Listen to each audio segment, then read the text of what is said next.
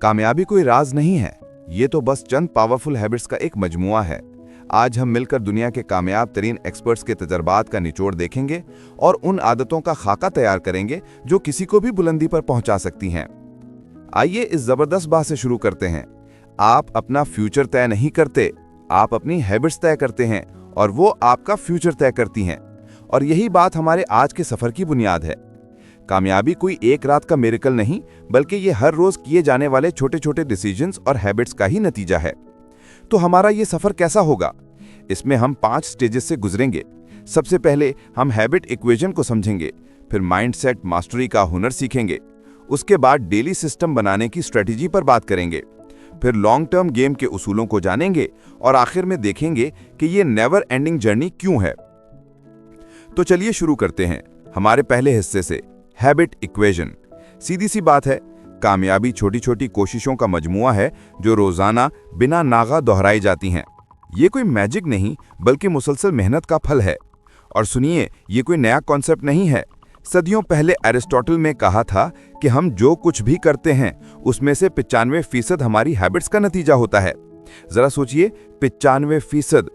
इसका मतलब तो ये हुआ कि हमारी जिंदगी चाहे अच्छी हो या बुरी, हमारे ही इख्तियार में है। हमें हमारी हैबिट्स चला रही हैं। चलिए अब बात करते हैं माइंडसेट मास्टरी की। इसे कामयाबी का इनर गेम भी कहा जा सकता है, क्योंकि असल में सब कुछ यहीं से, हमारे दिमाग के अंदर से ही शुरू होता है। इसका सबसे पहला और अहम उसूल है प्रोएक्टिविटी, यानी पहल करना। और इसका मतलब सिर्फ काम शुरू करना नहीं है, बल्कि ये समझना है कि जिंदगी हमारे साथ होती नहीं, जिंदगी हमारी वजह से होती है। मतलब अपनी एनर्जी उन चीजों पर लगाई जाए जिन पर हमारा कंट्रोल है और अपनी जिंदगी की 100% रिस्पॉन्सिबिलिटी कबूल की जाए। इन दो माइंडसेट्स में फर्क बिल्कुल साफ है। एक शख्स हालात का रोना रोता है, हुकूमत को बुरा भला कहता है, इकोनॉमी को कोसता है और हर वक्त प्रॉब्लम्स पर ही ध्यान देता है। वहीं दूसरा शख्स खुद से सवाल करता है कि मैं खुद को कैसे बेहतर बना सकता हूं, या मैं इस सिचुएशन से क्या सीख सकता हूं। उसकी तवज्जो हमेशा प्रॉब्लम्स पर नहीं, बल्कि सॉल्यूशंस पर होती है।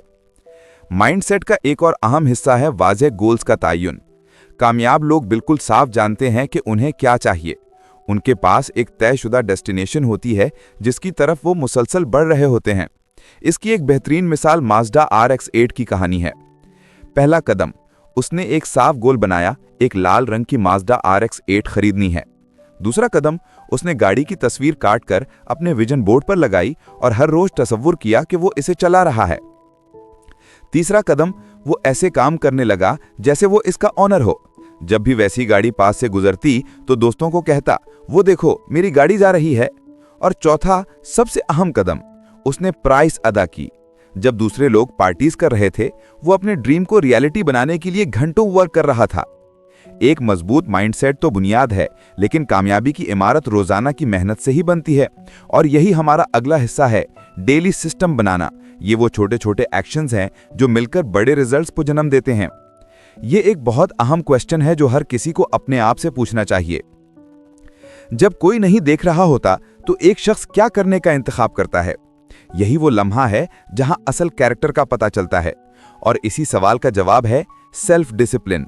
जैसा कि ब्रायन ट्रेसी कहते हैं, ये वो एबिलिटी है कि आप खुद से वो काम करवा सकें जो करना चाहिए, जब करना चाहिए, चाहे आपका दिल चाहे या ना चाहे।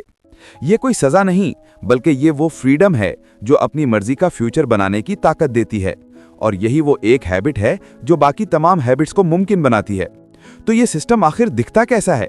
इसमें शामिल है बेरहमी से प्रायोरिटीज तय करना, यानी हमेशा सबसे वैल्यूएबल टास्क पहले करना। वक्त को एक एक्सपर्ट की तरह ऑर्गेनाइज करना, सिर्फ आज का दिन नहीं बल्कि आने वाले वीक्स और मंथ्स की प्लानिंग करना। जाती ग्रोथ का जुनून होना और अपने दिमाग को मुसलसल नॉलेज से भरते रहना, चाहे वो बुक से हो या ऑडियो बुक से। अपनी प्रायोरिटीज तय करने के लिए ब्रायन ट्रेसी की ये टेक्निक बहुत जबरदस्त है। खुद से ये सवाल पूछें कि अगर मैं आज अपनी टू डू लिस्ट में से सिर्फ एक काम कर सकता तो वो कौन सा टास्क होता जिसका सबसे ज्यादा इंपैक्ट होता?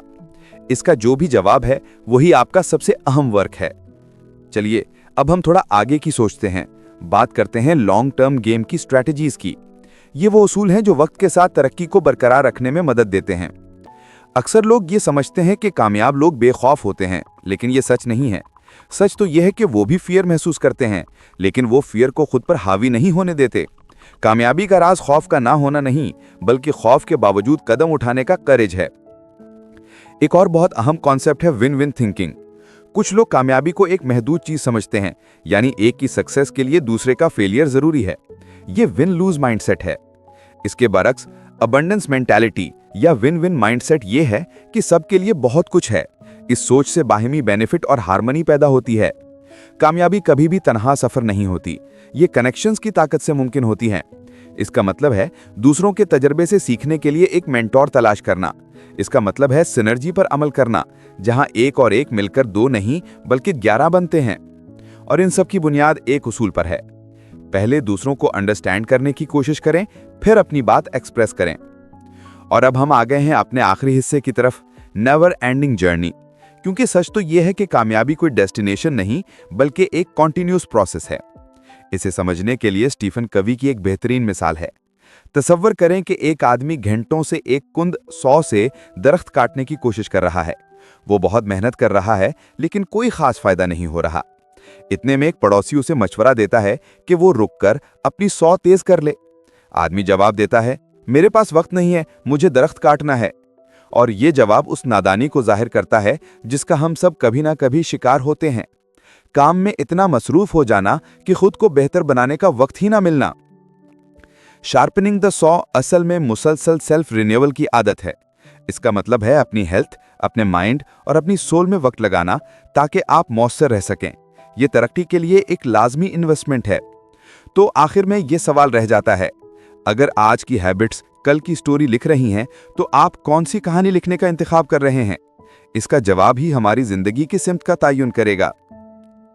अगर आप चाहते हैं कि ऐसी ही सच्ची, मुतासिरकुन और सोच बदल देने वाली वीडियोस आप तक रोज पहुंचें, तो अभी चैनल को सब्सक्राइब करें, वीडियो को लाइक करें और अपने दोस्तों के साथ शेयर करें, क्योंकि तब्दीली तभी शुरू होती है जब आप पहला कदम उठाते हैं।